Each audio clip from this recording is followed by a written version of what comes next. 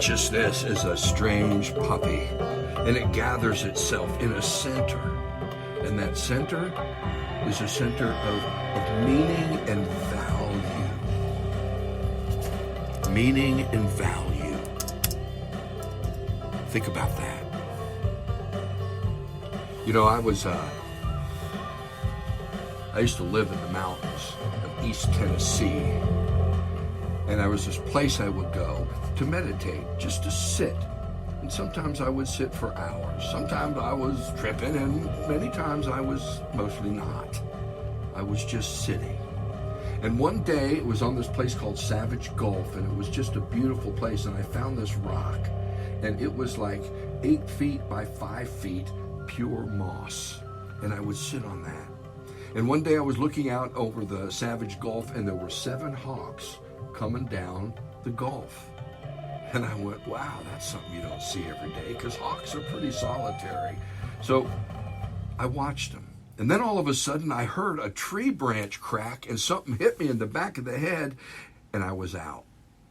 And the next thing I knew, I was looking out of one side of my face, and then the other side, and I was flying with 6 other hawks over Savage Gulf. And I went, holy mackerel, I just got killed by a branch, and now I'm one of these hawks. Is that a trip or what? And then, as I flew, I looked over to my right, and there was a guy on this mossy rock face down. And at that moment, when I saw that, I realized it was me. It was like something went zip. And I woke up, I got up, and I was sitting on the rock again. And there was no branch, no nothing. What really happened, huh? You see, today we're going to go into a field. It's a big word. It's called phenomenology. And it's based on phenomena. It's based on experience. And if we were to define it, it would be the investigation and description of phenomena as consciously experienced without their causal explanations, and as free as possible from unexamined preconceptions and presuppositions. Literally, it's the study of the structures of consciousness as experienced from the first person point of view. That's all of us, by the way. It's all happening all the time. And it really tries to point to the central structure of experience so that we might see that there's an intentionality to it. It's directing us towards something. Now, phenomenology is about subjective meaning, but it's important to see that your experience is real, whether there's some physical confirmation or grounding of it or not. Your feelings, your imaginings, your fantasies, your dreams, these are all considered soft data, right? It's very subjective, yet all of this is the very center of what we are as humans, which are moral beings. We're beings whose behavior is somehow modulated by this value center. And phenomenology is trying to get at what that is. It's the science of the subjective, and yet when you look at what consciousness is, when we don't really know what it is, and yet we're all in the middle of it, and it's all happening around us. Your meanings are your center. Your meanings is your center? How do we say that? It's your core. It's where your values that regulate your life and behavior are. Now, that 7 hawk story, what was really happening in my life at that time? You see, I have to take all of that into consideration. Consciousness was messing with me. That's how I feel about it. And yet the experience was real. So I have to say to myself, I was doing a lot of sitting in the woods by myself. I had come to the name Red Hawk. There was a whole lot of things. So what's really going on here? The best I can figure out to date is connection. You see, what is it Einstein said? All senses separation is optical delusion. What is this connection? How do we validate it? How do we get inside of it? Well, I want to say I got inside of it that day. How and what the truth of it was, and what was my neural network really doing? That's not the issue in phenomenology, because you see, what happens is our meanings, our value system is changing. It's about, and I've shared some of these stories before. This guy had this old barn. He was living in his homestead, and he went out into the barn, and there was this dresser. It had rats living in it. It was just awful. And he said, I got to get rid of this. So he drags it out. He starts, pulling all the stuff out of it. And then he realizes his great-great-grandfather had signed it and had made that 180 years earlier.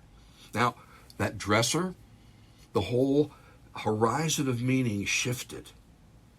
And I think that's what's going on in our lives. I think, for me, that hawk story, it was about the horizons of meaning shifting. It was about something in me was reaching out in a new understanding. Now, I'm going to confuse you. I took a class in this from a guy named Howard Herod. Dr. Herod was one of my mentors. And he wrote this in a book called The Human Center. He's talking about the phenomenological perspective. Phenomenology is employed as a mode of reflection which breaks through traditional dualisms of inner and outer, self-world, self-other, immanence, transcendence, and so on. It is a view that understands the self as a center of meaning, stretched out upon a world which is constituted by its own activity, but which dialectically, that means we're in conversation with it, constitutes the possibility of its activity. In other words, we're being drawn to do stuff. Why? What is it we're called to do? This is all the pieces of phenomenology, getting inside our subjective realities and seeing how we're putting the world together without all these dualistic constraints, without our preconceptions and presuppositions, and just experience it and then look at the experience and say, wow, what does this mean? What is it given me meaning-wise? Now, the world's in phenomenological trouble, I think, right now. And we'll get to that. But first, I want to check in with my co-hosts. Bob Hayes is coming to us from Florida. Marianne Rudis is coming to us from Spokane Valley. So I'll start with Bob. Bob, this is a big word, and, phenomenology is subjective, but still, man, when you look at consciousness and the tricky puppy it is, it's pretty subjective. Yeah. There's a lot of different ways to look at phenomenology, too. Having come up with, I've said this before, a dual track of sociology and psychology, both disciplines claim phenomenology, but they claim it in completely different ways. Simplest is sociology is looking from outward in, and psychology is looking from inward out.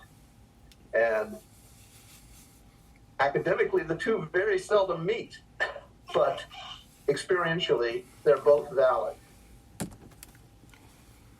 One of the subsets of the sociological phenomenologists did experiments where they would purposely violate what are called norms, the things that we expect around us, the things that make us comfortable. For example, a researcher would step into an elevator and face the back of the elevator, instead of the front, and observe what that effect had on the other people in the elevator. And usually it made them very uncomfortable, because that is something that they're able to hook onto, and they don't have to worry about it. We know how to be in an elevator. You step in, you turn around, you hit the button, and you stand and you look at the doors.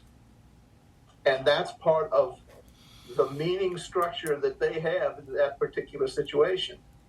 And when you violate that, it causes them to reevaluate what's going on in the world around them.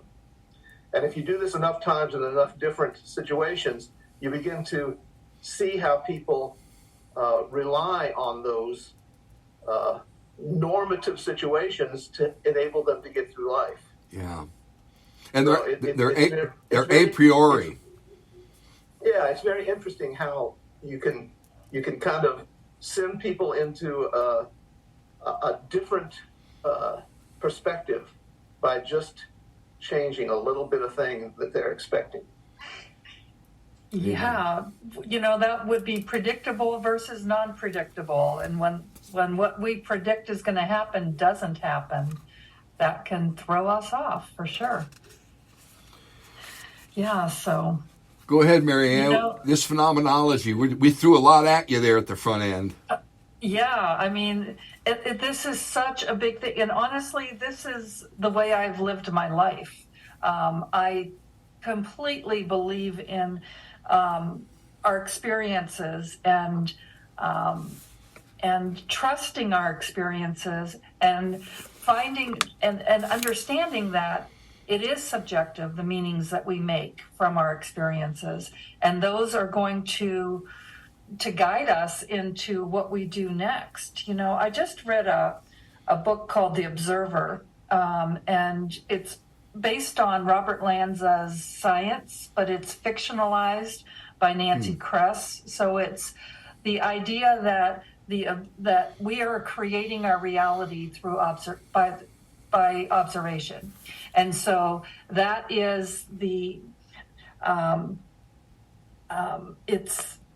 it's like in phenomenology, if we are going to start parsing through it, why can't we just have that experience it and just go to the next experience? That the whole idea of being in the moment and being here now. But we don't. We step out and we try to figure out what the meaning of it is, and we try to predict what's coming next. And Bob, I think what you were talking about is, I think I was I dated a psychology student at one point in my life, way back in my younger days. And on our first date, we were sitting there and he was doing exactly what you talked about. He was dropping an F-bomb like every other word to see how I would react. And so it's like, this is not normal behavior when you first meet someone, that you sit there and you talk like that, right? But then as you observe what people do in response to what you're doing, that becomes just in and of itself valid and right. I mean, rather than trying to predict and figure out why did they do that. So I don't know. I think. Go ahead. Yeah. Well, I was going to say, I think our experiences, and that's how I've lived my whole life. I've learned through experience, and it's interesting when I can meet up with someone who learned in a different way, and we come together and find out we're both on the same page. Yeah. Right. Well, and in the end, they learn from experience too, even though they might not be paying attention to it within that way. Now, I want to go to a piece to move the conversation for us to understand something about this phenomenology. And I'm reading from Dr. Herod's work again. The human agent is viewed as a center from which meaning arises, through which meaning is preserved, and in response to those acts, meanings are transformed. And that's part of what you were, the way we are continually, I hope, the horizon of meaning is shifting, but the moral compass is becoming more accurate. Because in the end, what this phenomenology is trying to point to is values. And Bob just turning it, what a great way to talk about a priori values by just facing the other direction. I mean, it becomes a disruptor field of consciousness itself. It does, and I think I don't know that the great phenomenologist would phrase it this way, but to me, phenomenology is a very Zen-like approach, because the idea of Zen is to experience without imposing upon that experience. Just what I think Mary Ann was getting at.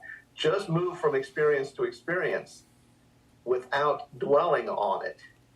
And I think the other thing that's important in phenomenology is that though we are shaped by our experiences, we can also be trapped by them. And that once we understand that there is a way to step outside of them, then it gives us a much broader view of what experiences are. Yeah. And Bob, that's part of what I wanted to our listeners to get, is this is a way of looking at those experiences, and even if I dare say this, add some objectivity to our subjectivity.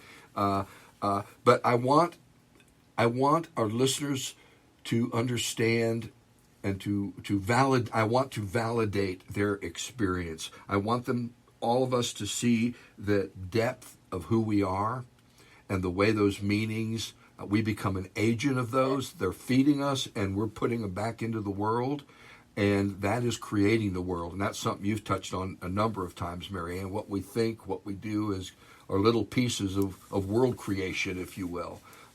And I think that's part of it. But again, I want our listeners to have, I know so many people who are so rational that they can't get out of that dualistic thinking of me and you and all that. And experience frees us from that phenomenology, that way of looking at it. And I think that's really, it's just very important. And to understand that we're each experiencing the object of the experience differently. I look at a mountain and I go, damn, I've spent too many nights and days with delinquent kids climbing a blessed mountain. Someone else might look at it and have a whole different other experience. Oh, it's an image in my dreams, or something like that. So I want us, this whole podcast is really about a Buddhist imperative, which is attention, attention, attention. And we've tried to provide different ways of looking at things and to say that it's a mystery. But Well, go ahead. One of y'all go ahead. Oh, good. I was just going to say, when you take this idea of phenomenology and that experiences are shaping us, and you pair that with what we discussed last week, which is projection, how we're projecting onto the world and almost defining the experiences before we have them. And then the idea, if you believe those two things, then it makes it easier for you to disengage emotionally from those experiences and look at them, dare I say, more objectively. And not that you're rejecting anything particular in terms of how you experienced it or how you feel the world ought to be or whatever. But if you can just take that step back, it takes you more to that attention, that Buddhist attention gets transformed into the Zen lack of attachment. Yeah. And Yes. And that's where we can really begin to grow. Right. Well, and the other thing too is to understand that our experiences are unreliable as truth for other people. So, but they are. Well, they're valid for us. The experience itself, I think, is truth. What we make of it may or may not be truth. So this event happened, and when we start to look at it and then we start to create our story around it, that's what's unreliable. And I think that's where we want to reaching out to other people, because even like in law. An eyewitness testimony is the most unreliable testimony there is, because everybody that has witnessed that event is going to replay it differently. And so understanding that, but those experiences are part of who we are. So it's I liked your beginning, Bob, when you talked about sociology versus the psychology, the inside versus the outside, because inside we are having an experience. And your story about the hawk, I mean, that happened to you. That changed your way of seeing the world. Whether it really happened or not, whether it was true or not for someone else, who knows? Well, it's a story. For other people, it's just a story. Right, right. And well, even for you, it's a story, right? Although But it's very different because for me it was very real. I did a it was lot an of acid experience. and I was on nothing at that time. I mean, I was, and so it was very, very real. And I still have to reflect on it in that context. Now, what was happening neurally and all that's a whole causal if I damn if I know. Well, I have this same kind of a story when Nikki passed, where I believe with all my heart that she transmogrified and went for a final swim as a SEAL. And there were so many things that happened that brought that to my consciousness. And so it was, for me, it happened. Whether or not for someone else they're going to put those same pieces together, they're probably not, because they didn't have the same experience that I had of it. Yeah. The Well, Yeah, that so and you can add another whole layer of mystery on top of it if you introduce Jung's concept of synchronicity, because Red Hawk, that experience for you was a synchronistic experience. That meaning was so important, so intense, if that's the right word, that it changed the way you were experiencing the world. And you're still looking back at that and gaining more meaning or more insight from Right. it.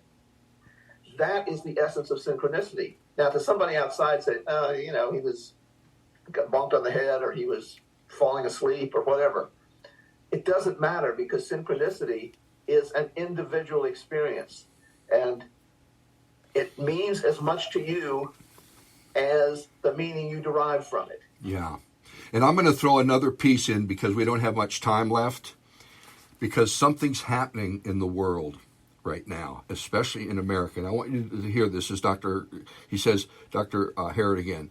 The uneasiness exhibited in much contemporary moral experience is produced in part because internal meaning compatibility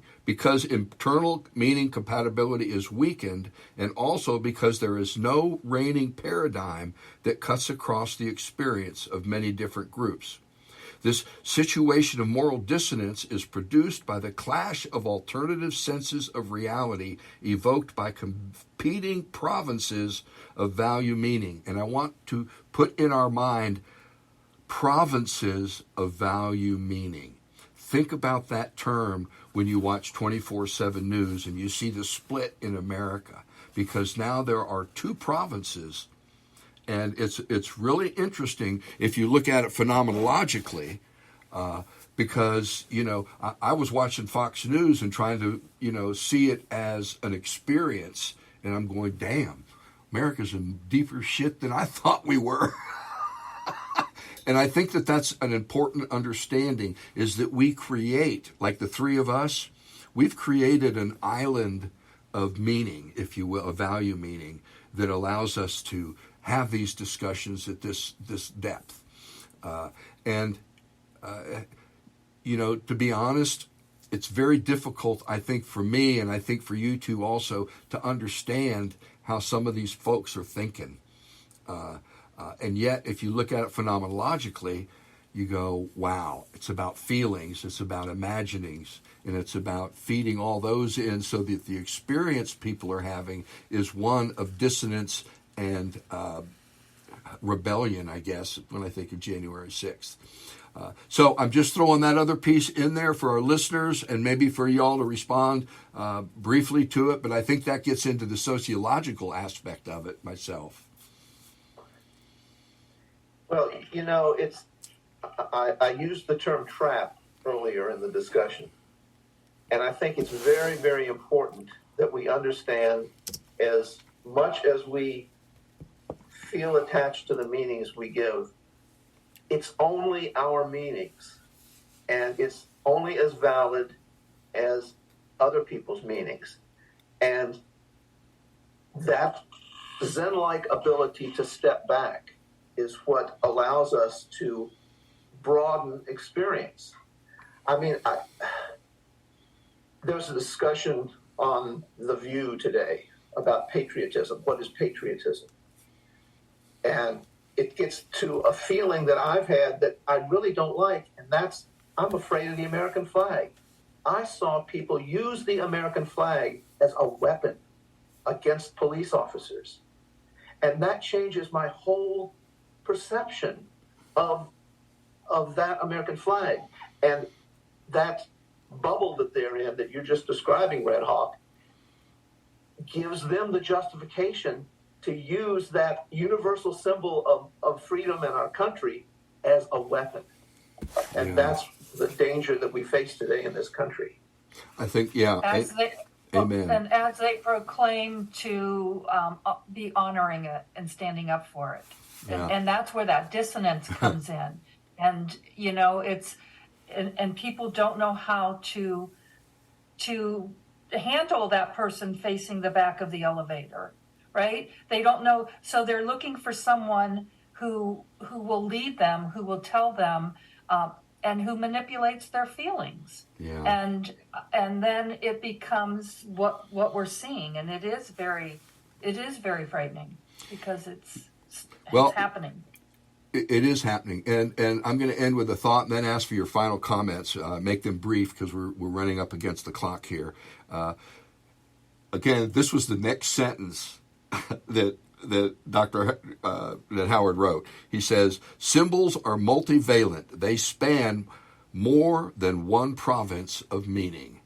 And Bob, you just showed the two provinces of meaning of the symbol of America, which is our flag, which is interesting. So this has been, this is emotion filled because we feel our emotions, don't we? And yet, science can't really get in there. It has to trust our witness to them, if you will. And this makes it very soft data. Yet, again, this is the very data that our human center is depending on to create a world both inside and out of us, and it regulates our behavior. So, Marianne, final comments? Well, I think you just summed it up very nicely right there, because it may be soft data, but it is it's powerful data, and it is powerful in the way that we are taking our experiences and projecting those out into the world. And if they are destructive, then we're going to have a destructive world. If we can create a different kind of reality, that's the path I'm on. So. Amen. Thank you. Bob? Well, the first rule of critical thinking is to be skeptical about the way you're thinking. And if you can't be skeptical about the way you think, then you're never going to be able to escape these traps that we lay for ourselves. Right. There you go. Amen. And phenomenology, again, part of what I really wanted our listeners to get today was to validate your experience and to put your experience into context so that we don't hold on to it, but allow it to reveal to us these deeper intentionalities, these deeper values and meanings in our own life. But one of the things I've learned, the deeper values and